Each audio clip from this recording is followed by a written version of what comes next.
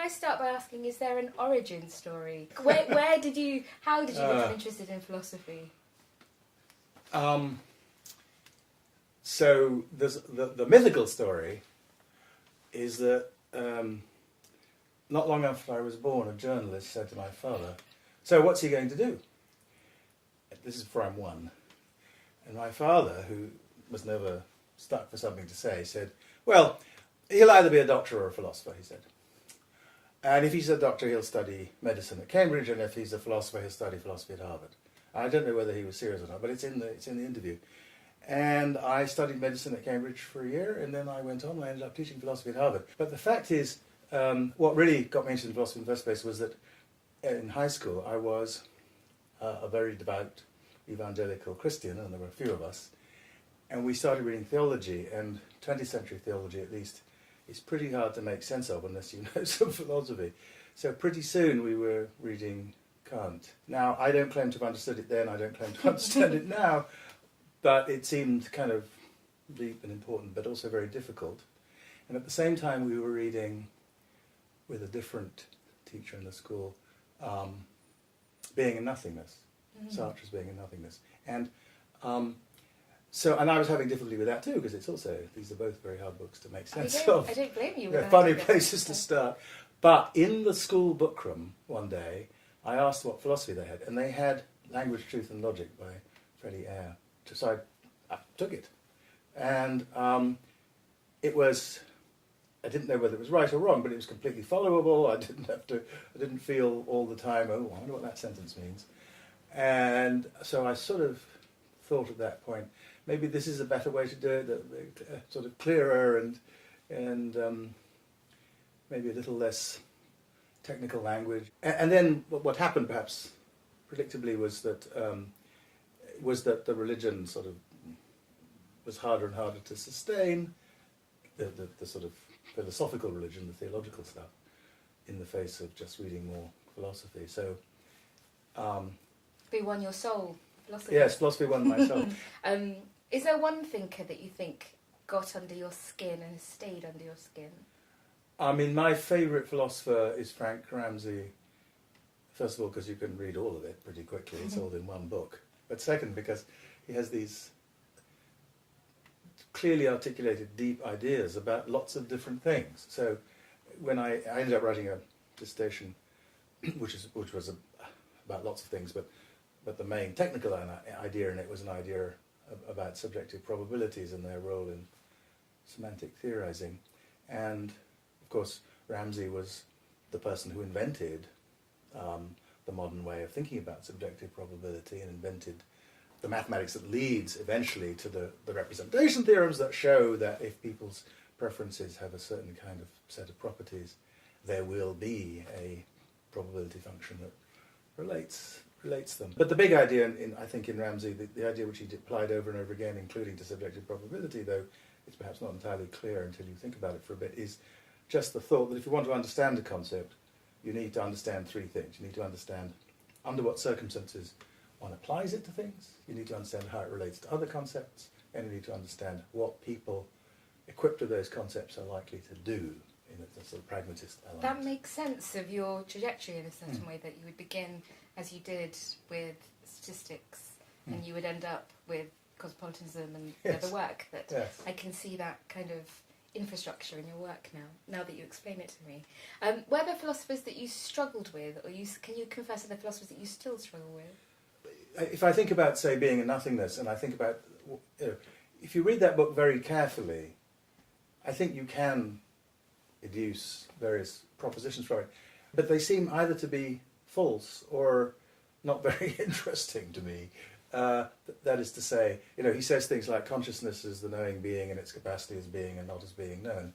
You can sort of think about that and see that what we're talking about is the sort of subjectivity of consciousness, and whereas being known makes you an object of consciousness. So that's all true, but it's not clear to me why it has to be said in exactly that way. Is that pleasurable to puzzle over philosophy? Is that pleasurable for you, or is it just actually perplexing and infuriating?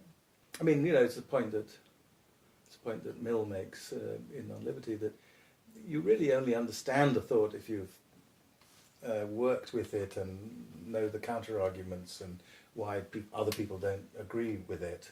So I think if it's sort of, I don't think it's good to sort of take things on a plate. I think you need to know your way around them, know the arguments for and against.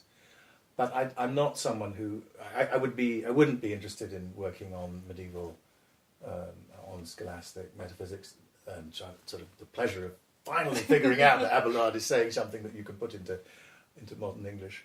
I'm glad there are people who do that, but it's not my thing. My thing is actually I really want to know and understand sort of where we are. I'm less interested in being right probably than I was when I started out, because I think I have a deeper appreciation of how incredibly hard it is to be right and how unsurprising it is that most of us are wrong most of the time about most things, so I don't beat myself up for being wrong about things. And if we're not looking for a right answer in philosophy, if we're not looking for solutions in philosophy, what are we doing? Well, I think we're sort of, I think we want to know our way around the answers. We want to know that, as it were, here be dragons, that if you buy into this line of thought, you want to know where it goes.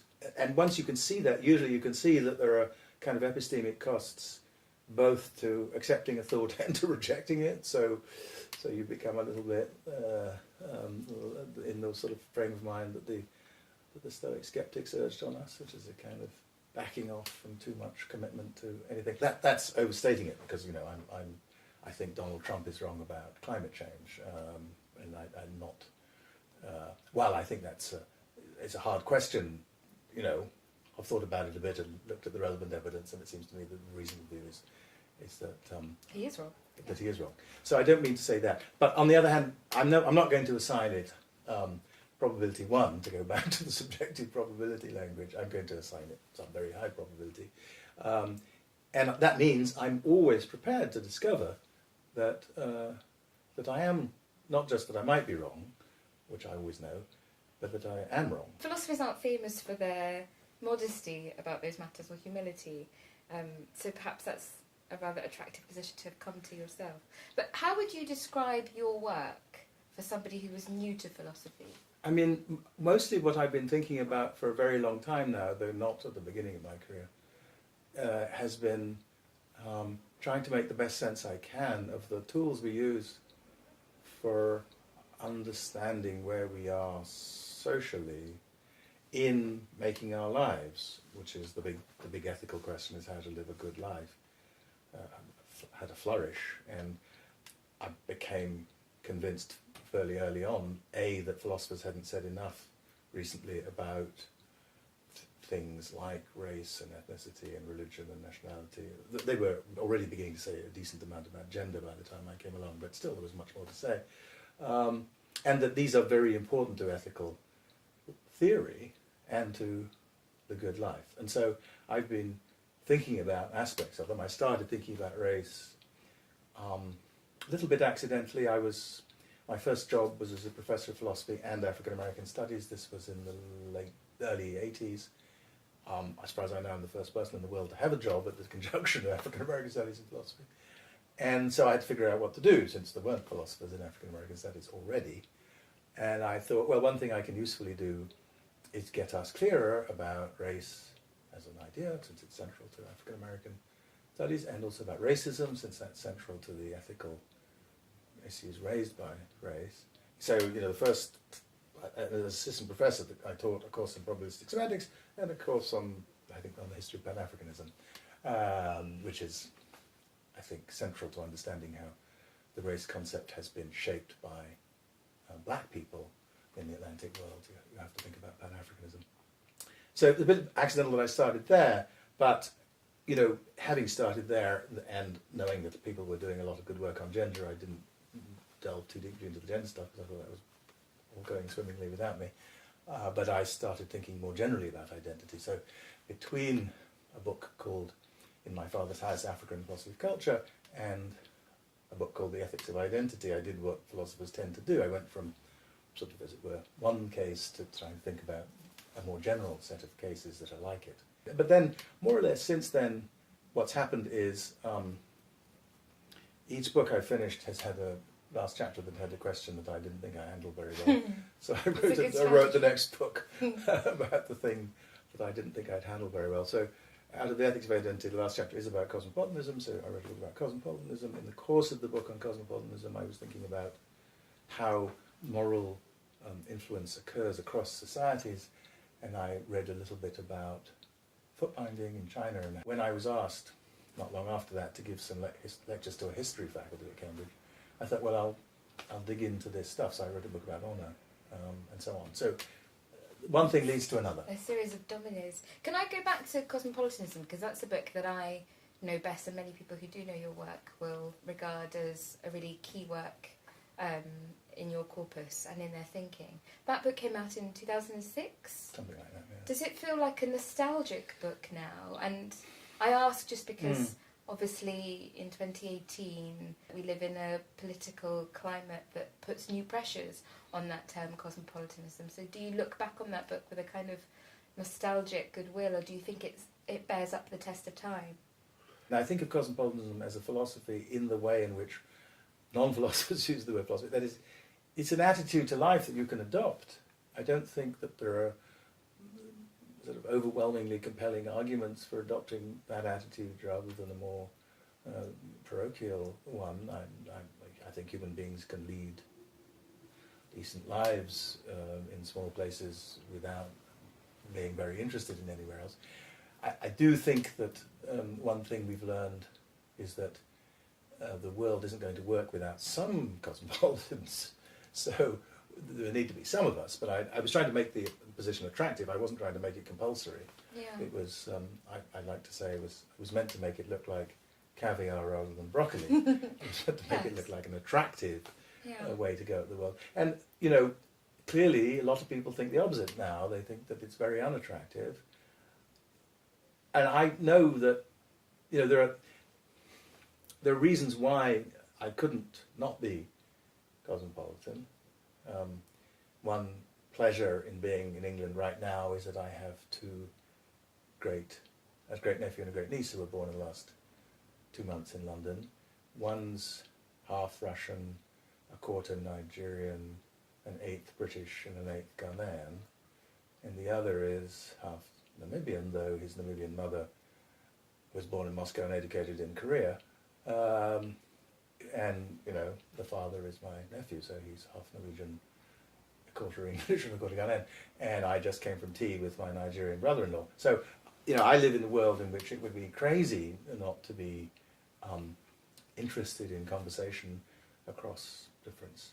I think I mean just precisely in that context of the world that some of us live in, that world feels troubled and endangered in a particular way. And I wonder whether that term cosmopolitanism, as you were thinking it back then, whether you would have inflected it differently or more powerfully, more persuasively, more, if you could, more strongly in the light of the unexpected political formations of Brexit and Trump and the rest of it. So maybe somebody else could do that, but because of the thing we were talking about before, because of my sense of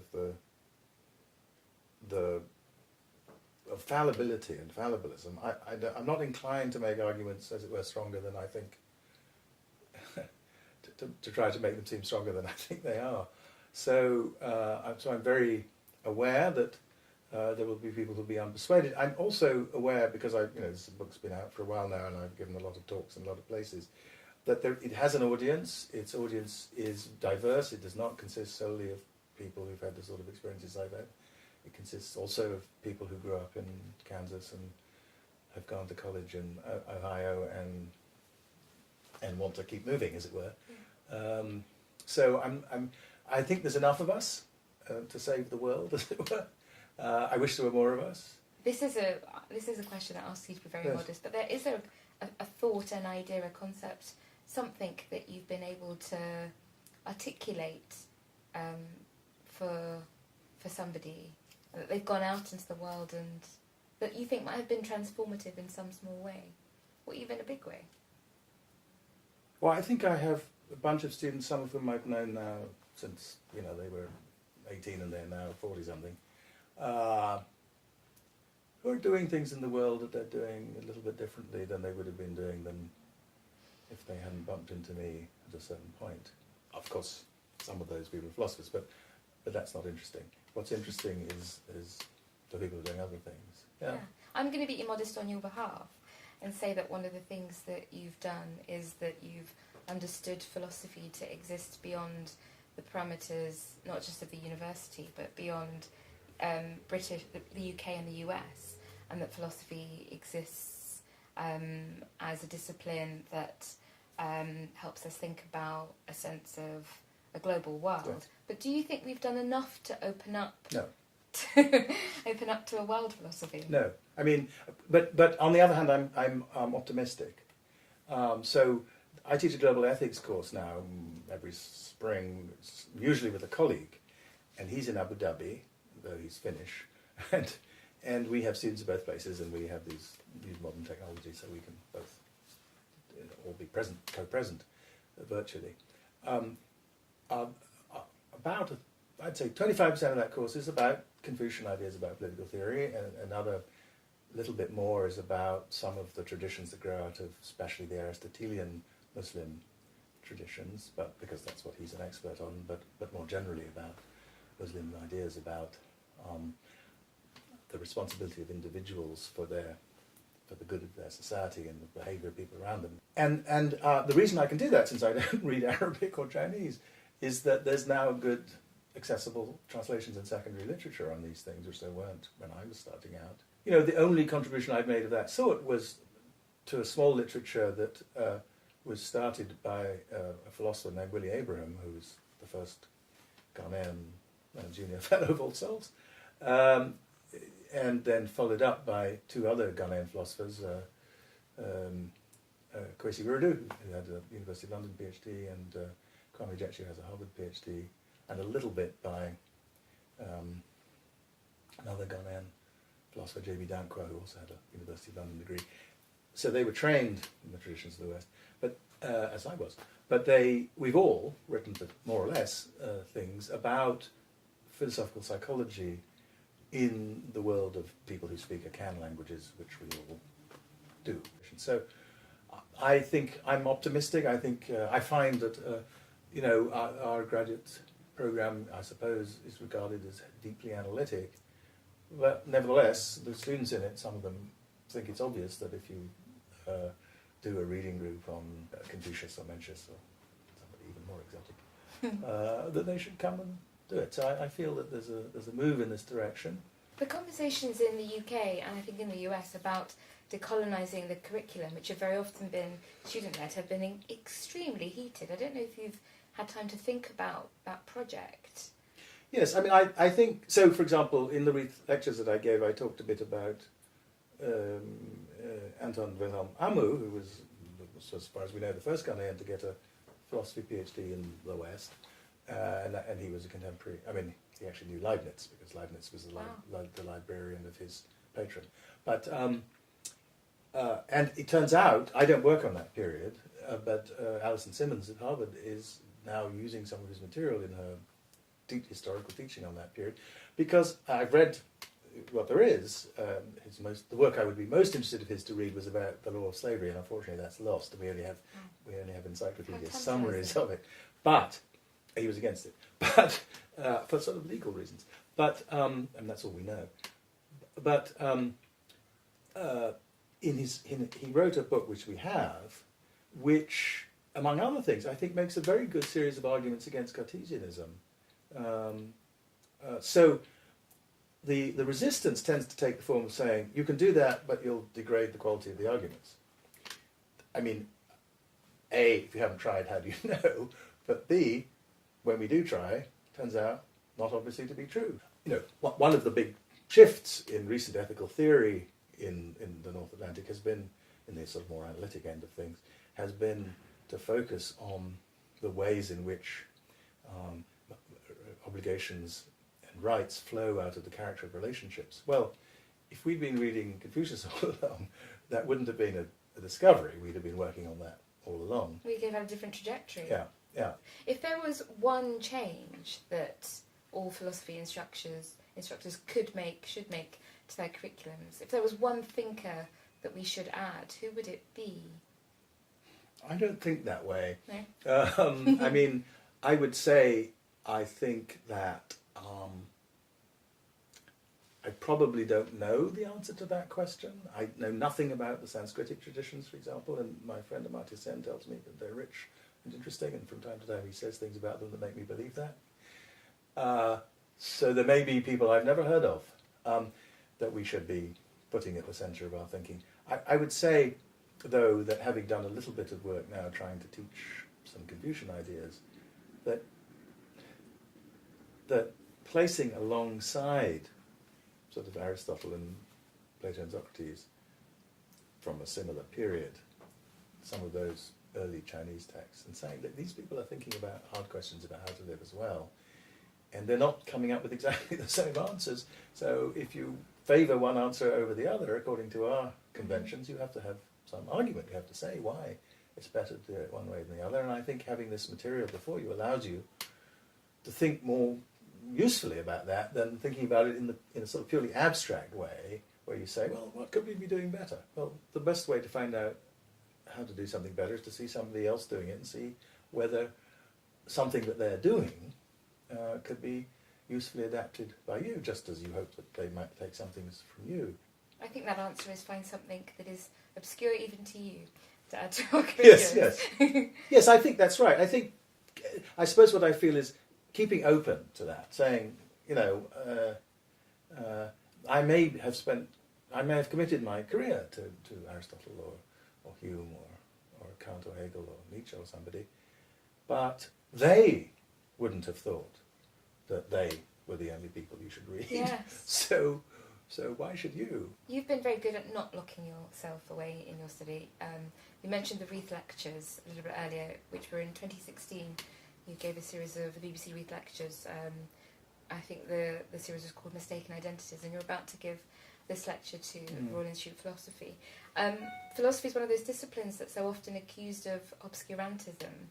How do you feel about adapting your thinking for that general audience? Well, the Reith Lectures is a very particular thing, because that is a general audience in the sense of really general. I mean, it's millions of people around the world.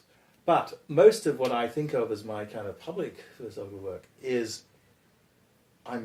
this is back to epistemic modesty, I mean, it's addressed to a world that, while it's not philosophers, is between 100,000 and 1 million people in the world who might come across a copy of the New York Review of Books. I'm not writing for the Daily Mail, and I don't say that because I look down on writing for the Daily Mail. I just say that because I don't know how to do that. I don't know how to write for that audience, and you have to learn how to do that, and I don't have the time to learn that, and I don't think there'll be much point in my learning how to do that, because that's not where my skills lie.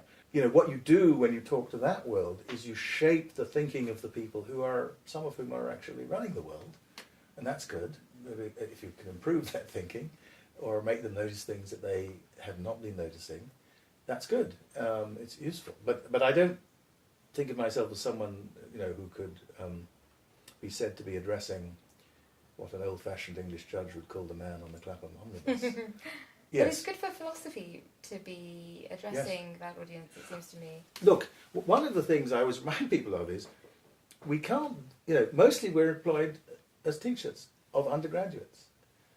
Every year you meet the uninstructed young. You meet people who haven't done this before. And if you can't persuade them that it's interesting, what's the point? So I think we're all doing that some of the time, unless we're the kind of people who are sort of in research professorships.